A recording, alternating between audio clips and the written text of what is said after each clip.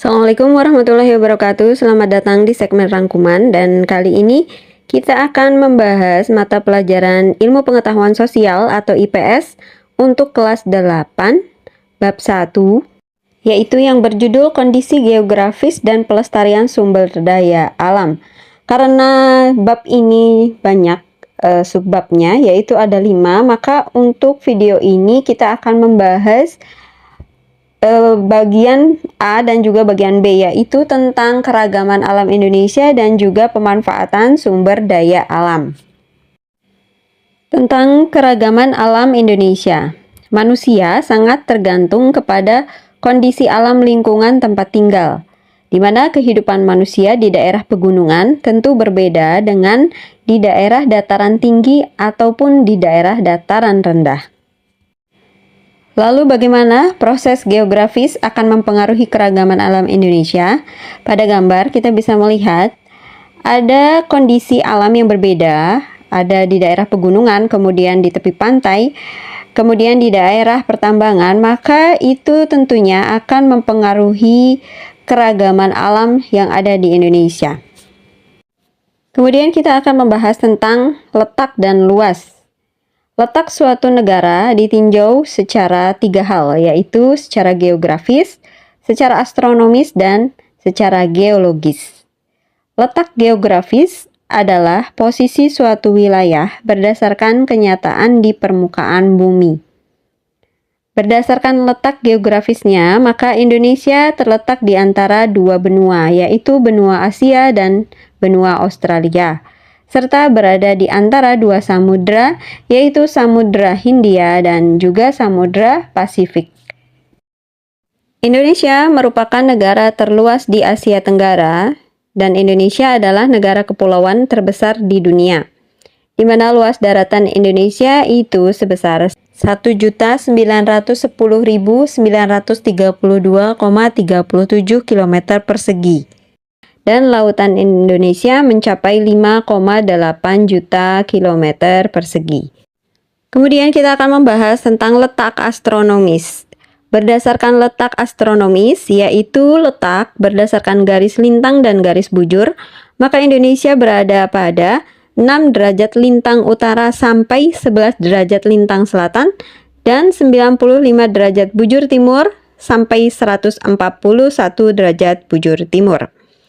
Hal ini menyebabkan perbedaan waktu di wilayah-wilayah Indonesia, yaitu WIB atau waktu Indonesia Barat, kemudian WITA atau waktu Indonesia Tengah, dan WIT atau waktu Indonesia Timur, di mana setiap zona waktu itu memiliki perbedaan 1 jam.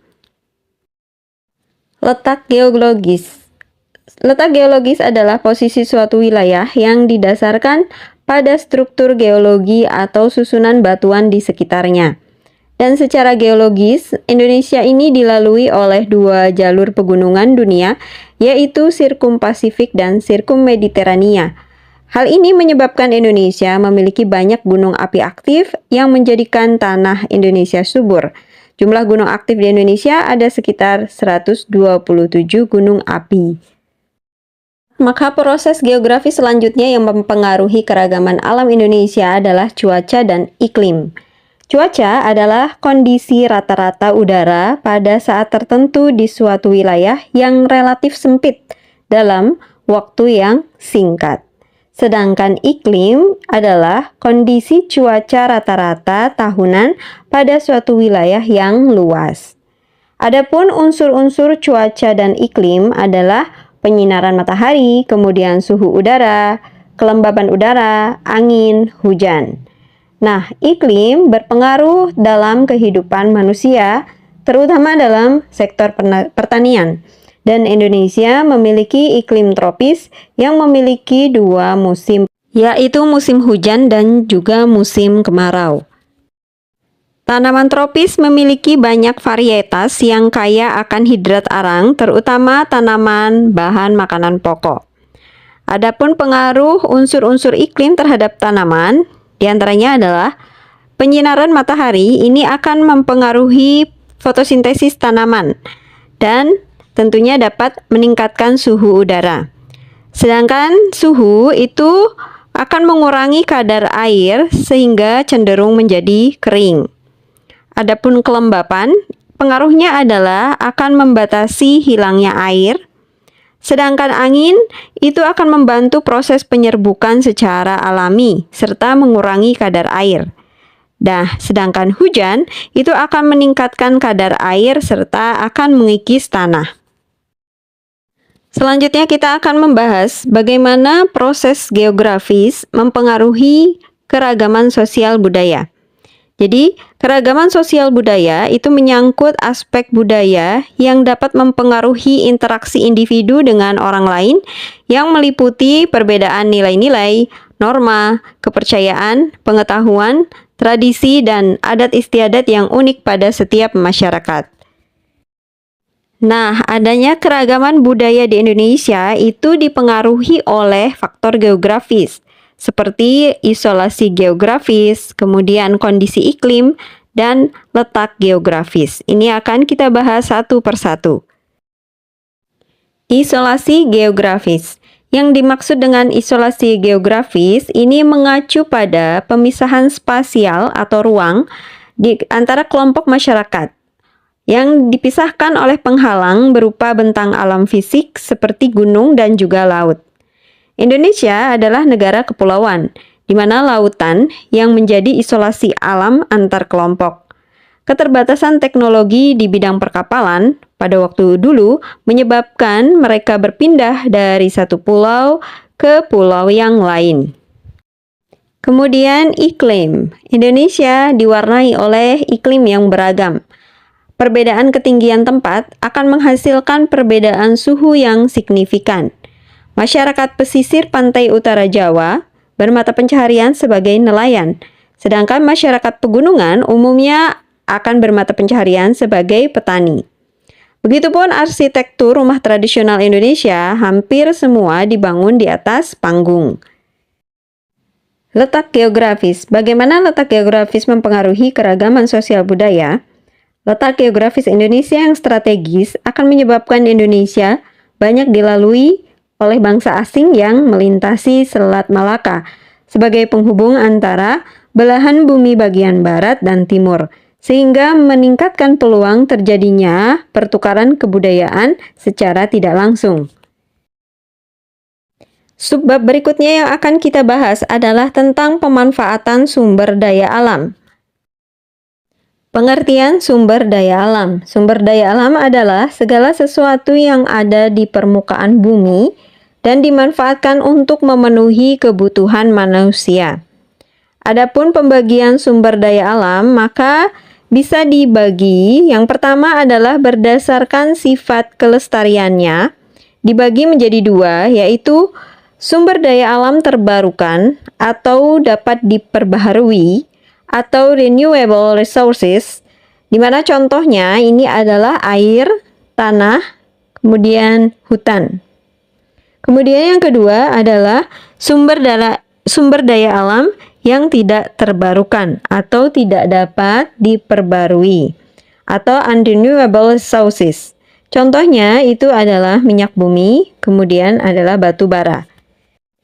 Adapun berdasarkan habitatnya, maka sumber daya alam dibagi juga menjadi dua. Yang pertama adalah sumber daya alam teretris atau daratan, dan yang kedua adalah sumber daya alam akuatik atau perairan. Potensi sumber daya alam di Indonesia. Potensi sumber daya alam di Indonesia dirinci menjadi tiga, yaitu sumber daya alam hutan, sumber daya alam tambang, dan sumber daya alam kemaritiman. Yang pertama, kita akan bahas adalah sumber daya alam hutan. Dari infografis di gambar, kita bisa lihat bahwa berdasarkan data Kementerian Lingkungan Hidup dan Kehutanan tahun 2018, Indonesia mengalokasikan 63% atau seluas 120,6 juta hektar daratannya sebagai kawasan hutan. Di mana di sini ada yang namanya hutan produksi, menghasilkan bahan baku produksi. Kemudian ada yang namanya hutan lindung untuk melindungi sistem daya dukung lingkungan hidup.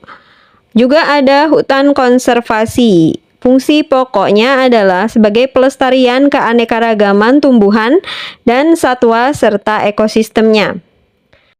Hutan konservasi ini dibagi menjadi dua, yaitu sebagai kawasan pelestarian alam, nanti dikenal dengan Taman Nasional, kemudian Taman Wisata Alam, Taman Hutan Rakyat, serta menjadi kawasan suaka alam, yaitu contohnya adalah cagar alam dan juga suaka marga satwa. Sumber daya alam tambang. Berdasarkan Undang-Undang Nomor 11 Tahun 1967 tentang pertambangan, maka barang tambang di Indonesia itu terbagi menjadi 3 golongan. Golongan A atau strategis, ini untuk pertahanan dan keamanan negara. Contohnya adalah minyak bumi dan gas bumi. Kemudian golongan B atau vital, ini untuk memenuhi hajat hidup orang banyak. Contohnya emas, perak, dan tembaga. Dan golongan C untuk industri dan tidak secara langsung memengaruhi hajat hidup orang banyak. Contohnya adalah pasir dan juga batu kapur. Pemanfaatan sumber daya tambang di Indonesia harus mengikuti aturan yang ada. Kegiatan pertambangan dapat dilakukan setelah melalui beberapa tahapan yang meliputi prospeksi, yaitu kegiatan penyelidikan dan pencarian untuk menemukan endapan bahan galian atau mineral yang berharga.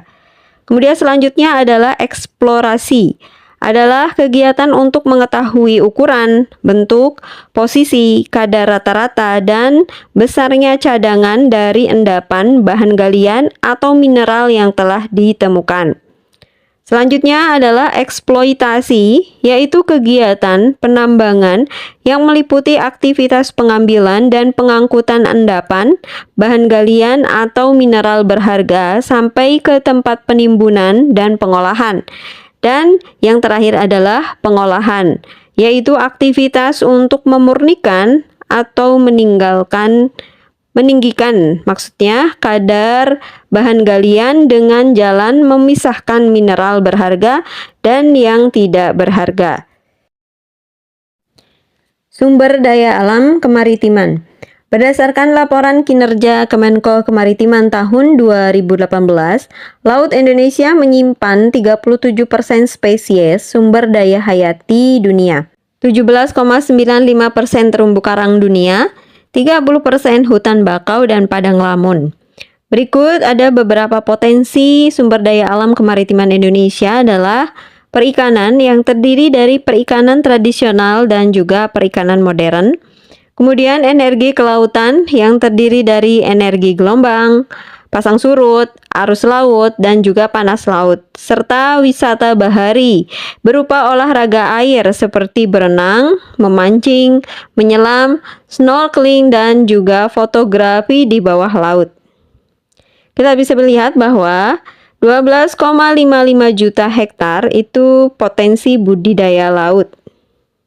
Kemudian kita juga bisa lihat bahwa 6,5 juta ton per tahun potensi sumber daya perikanan tangkap laut.